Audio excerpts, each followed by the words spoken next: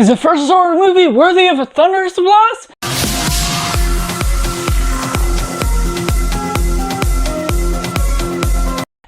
Welcome to Cinema, where we focus on a film. I'm Josh, this is Simply Cinema. Let me know down in the comments below what you think of the first Thor movie. Was it good, was it bad, or somewhere right in the middle? Make sure to like this video and subscribe if you haven't already. Join in Film Culture community where we talk about the love of cinema as a whole. But going right into the synopsis. When Thor recklessly restarts an ancient war just before he's crowned king, he's sent down to Earth as punishment as things are happening back on Asgard that is a secret enemy that's trying to take the reins of the kingdom. And starting with the positive, there's a particular structure to the story that feels right and calculated to its fullest, and Kenneth Branagh has a great directing style that really brings out a great flow to not only the story, how it progresses throughout, but also all the camera movements, whether having side angles or all of these different flowing motions that really makes use of the movement of the story and a movement of particular scene,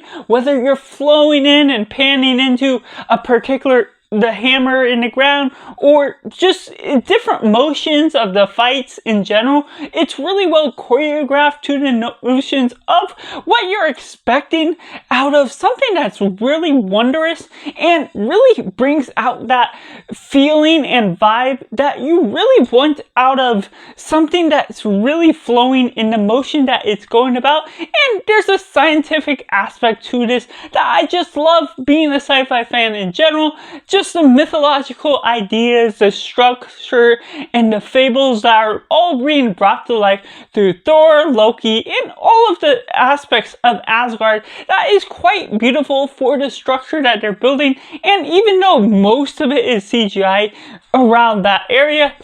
it still looks beautiful. Even if there's some mistakes or things that feel not as fleshed out, it doesn't feel as bothersome because I can enjoy the story for what it's going for. And that's where you also get the sense of nobility for where we're going with the story. Thor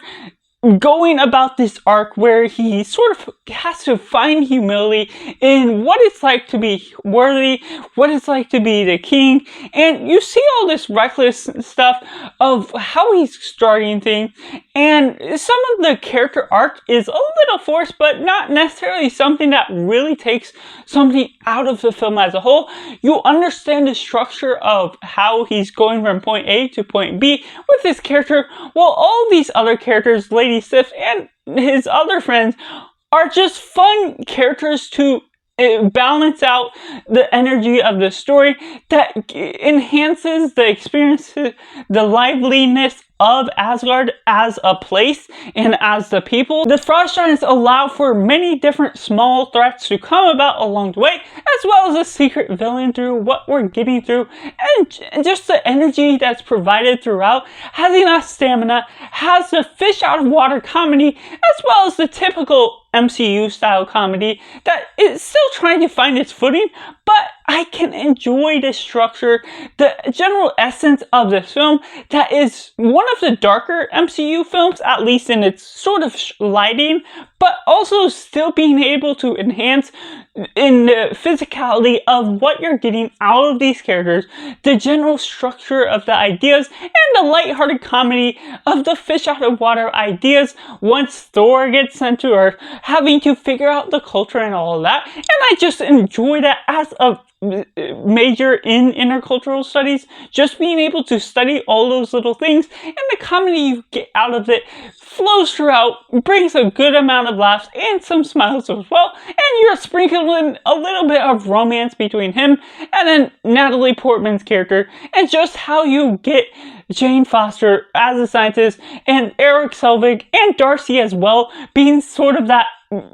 scientist that's there as a side character made for the laughs, just enhances those little characters, even if they're played out in this particular way. I just enjoy the general vibe you're getting out of it and the general essence you get out of each of the character arcs that may not be fully fleshed out, but Thor being the title character, being the central focus, balances in on what you're focusing in on, and just the idea and focus from Kenneth Branagh he has a good essence of knowing what to do with his directing style, and particularly has touched on romance in the past, while also touching on these heavy dramas that has a Shakespearean style play that bleeds into this and does its job effectively with what I'm enjoying out of that, because it has a poetic essence to the natural longevity of the story, how you're flowing with it, and what you can take out of it. And as someone that loves writing, loves this old style ancient play, while also loving sci-fi and heavy dramas, this has a blend of everything that I can love, while also touching in on the romance subject as well, and just carries on the essence of humility that Thor has to go through, that just builds on all these small little pieces that structures itself together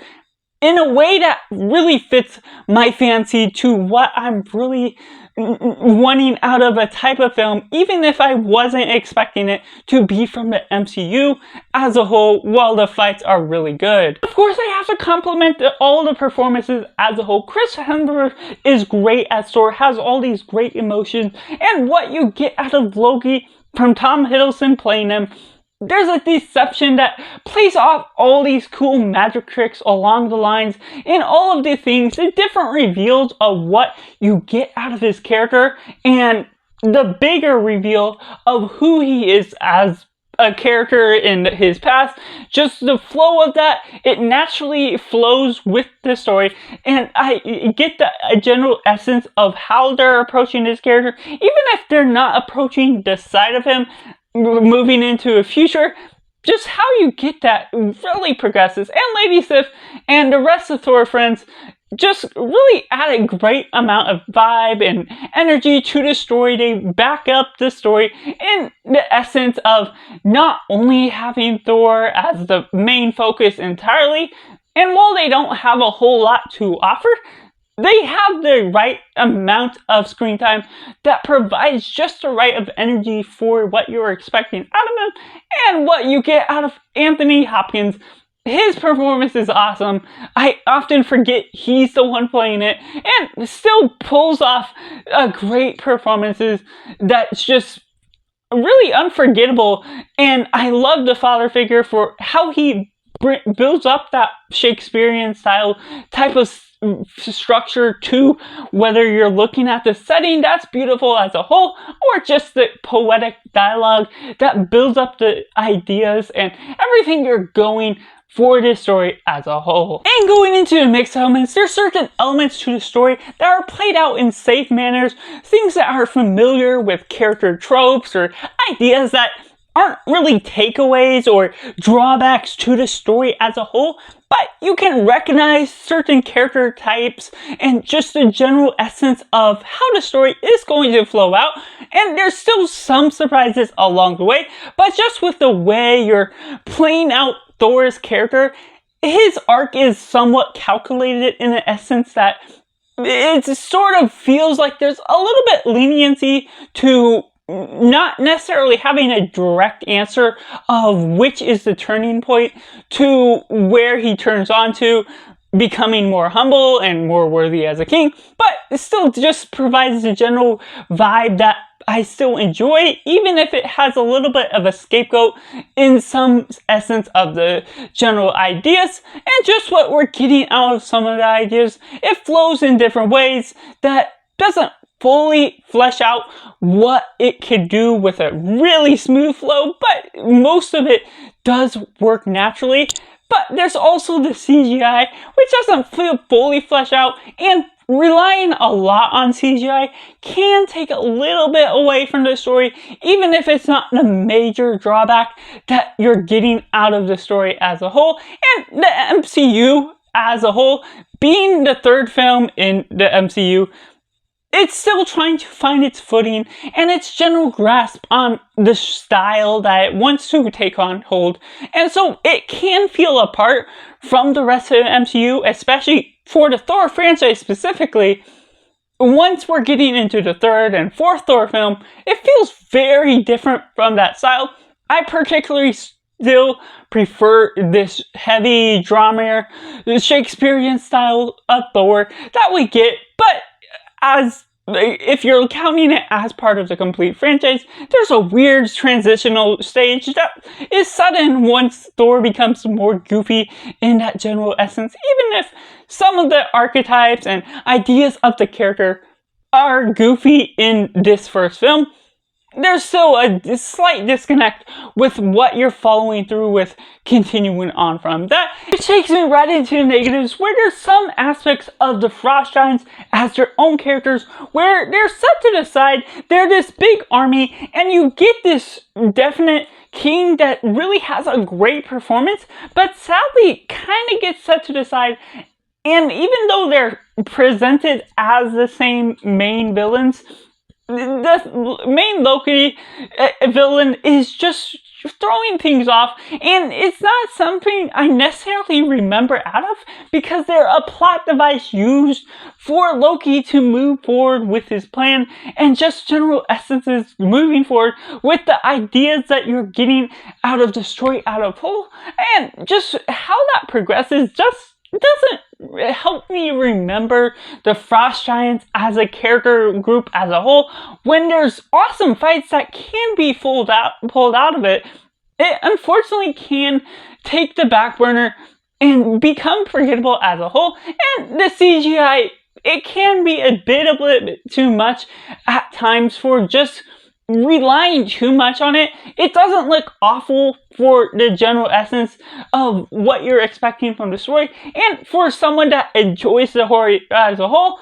it doesn't always bother me all the time, but it becomes too reliant on utilizing that just to make Asgard beautiful, or the creatures, or anything along the lines of that,